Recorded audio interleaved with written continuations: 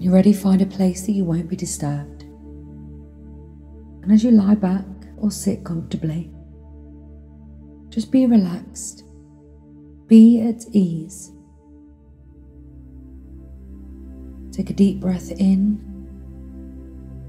and out, finding a natural rhythm to the breath.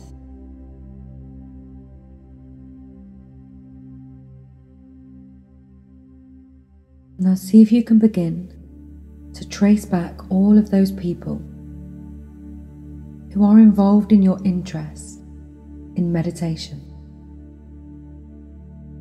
Someone might have given you a book, read you a poem, played you a piece of music, or told you about their meditation experience.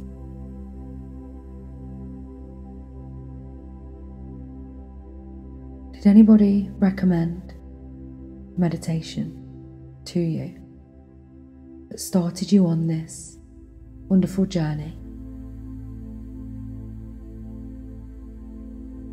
Let a sense of them, a recollection of them, come into the room with you.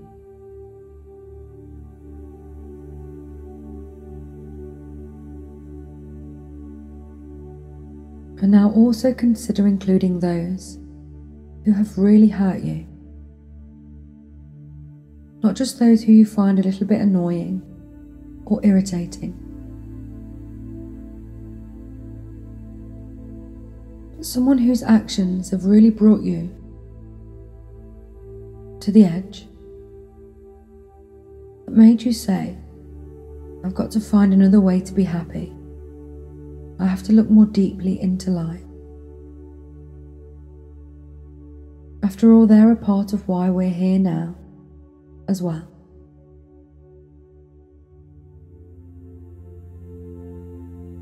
Maybe you had a teacher who instilled love of learning and a willingness to be adventurous.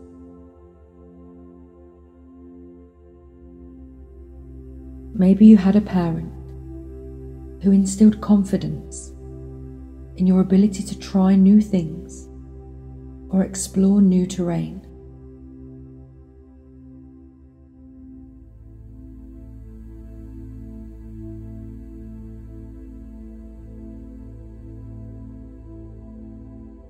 Maybe you've had a child who's opened you up to a sense of wonder and interest.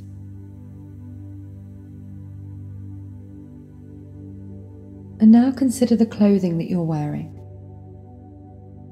How many forms of life, how many people, how many beings have been involved in a growing of that fibre, a creation of cloth, transporting it, selling it.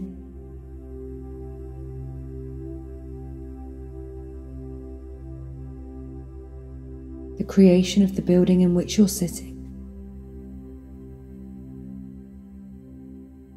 or the stewards of the plots of land if you're outside. All the forms of life involved in the food that you've eaten today.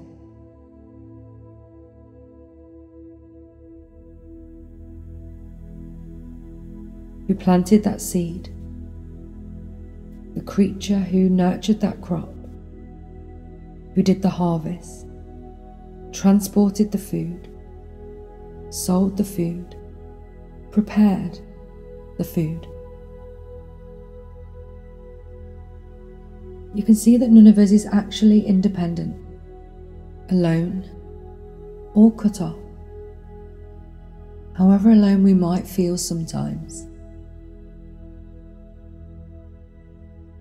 They're all a part of the greater fabric of life, this immense web of relationships and connections and influences,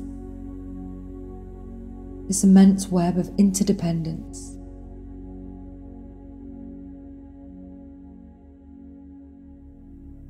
We arrive at this moment in time born by a sea, an ocean of conditions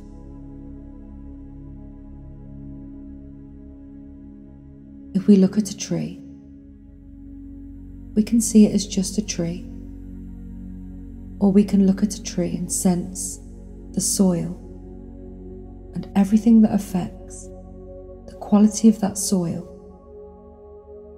which is nourishing the tree.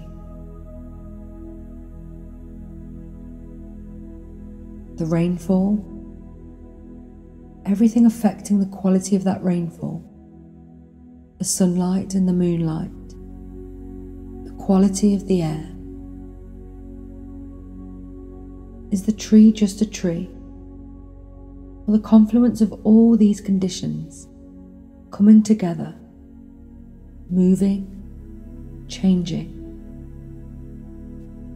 And so too we can see ourselves. Meditation on seeing the good, even though our more habituated tendency might be to remember the things we've done wrong and the mistakes we've made, the things we regret. We can consciously shift our attention to include the good within ourselves, and so too when we look at others. This is not an exercise meant to deny that anything is wrong or regrettable. But if we look at somebody and we think only about the mistakes they've made, then a tremendous sense of self and other and us and them can be reinforced. Whereas if we include even one good thing, if we can think of it, then a bridge is built, so that when we honestly and directly look at what's difficult, it's more from a stance of being side by side, rather than across this huge gulf of seeming separation. Beginning with oneself, just in a relaxed, easy posture. However you feel comfortable, see if you can think of one good thing you did yesterday. It may not have been very big or grandiose. Maybe you smiled at somebody. Maybe you listened to them. Maybe you let go of some annoyance at a slow clerk at the store. Maybe you forgave yourself for not saying something totally correctly. Maybe you were generous. Maybe you sat down to meditate. Maybe you thanked a bus driver.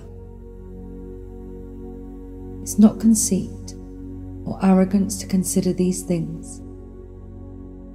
It's quite nourishing. Replenishing to take joy, to take delight in the good that lives through us that we can manifest. If at any time, whether with ourselves or somebody else, we cannot think of something good, then there's another reflection that we do, which is simply to recall that all beings want to be happy. Everybody wants to be happy. This urge towards happiness is nothing to be squeamish about or feel funny about. The problem is not the urge. The problem is ignorance, not really sensing where genuine happiness might be found, and so making the mistakes that might cause so much suffering for ourselves or for somebody else. That urge towards happiness itself is rightful, it's appropriate. When we can combine it with wisdom instead of ignorance, it becomes like a homing instinct of freedom and can help us cut through many obstacles. We start with ourselves, and then with others, looking for good. if it's just not going to happen that way, we switch to this other reflection, recalling that all beings want to be happy. Everybody wants the same sense of belonging, feeling at home in this body, this mind, this life. Ignorance is a very strong force. I will close with a few moments of the reflection that all beings want to be happy. May they be happy. You can silently repeat that over and over again.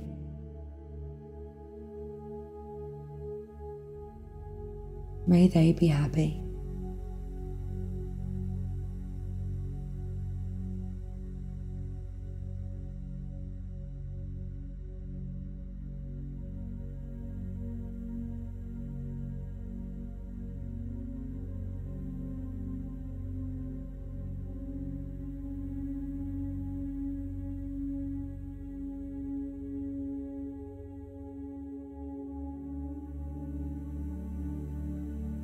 And when you are ready, open your eyes.